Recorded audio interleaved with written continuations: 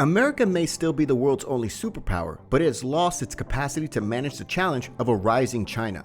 So says Michael Pillsbury, the Mandarin-speaking former high-position U.S. office holder, well known for staking out controversial, if frequently prescient, views on the future of U.S. China competition. In today's video, we'll discuss if China can overtake the USA and become the world's superpower.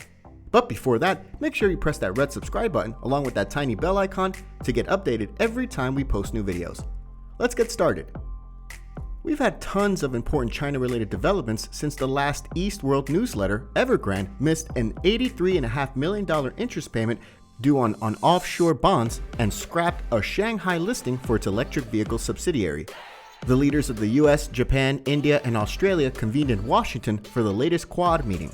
China's power crunch spread from manufacturers to ordinary people, and the US and China exchanged diplomatic hostages as moves by the Biden administration allowed Canadian authorities to release Huawei Technologies' CFO Meng Wanzhou, and Beijing instantly reciprocated by freeing the two Michaels, Canadian citizens detained in China on spying charges. To achieve the world's succeeding superpower, China primarily goes after profitable, industrial, and technological targets that will offer a competitive advantage to the Chinese economic and technological sector. Whether it's stolen projects of American and foreign, including Russian aircraft like the F-35 or F-22 or missile technology, China is using spying to fuel its economic furnaces.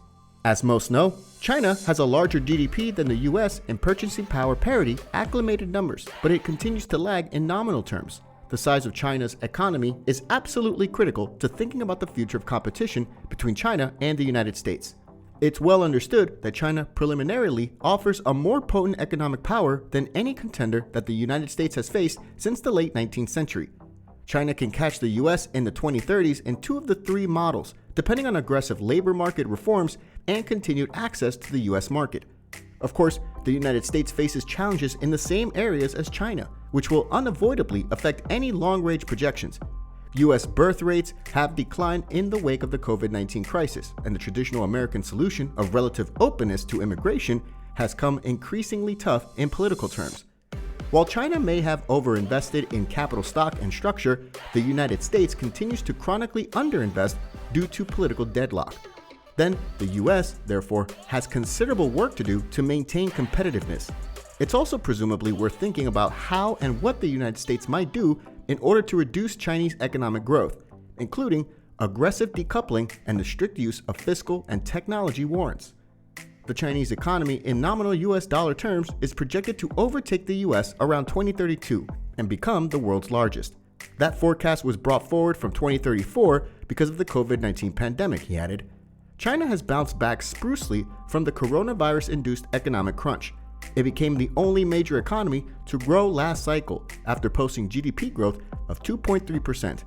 In contrast, the US economy contracted by 3.5% in 2020 compared to a cycle ago, estimated the Bureau of Economic Analysis.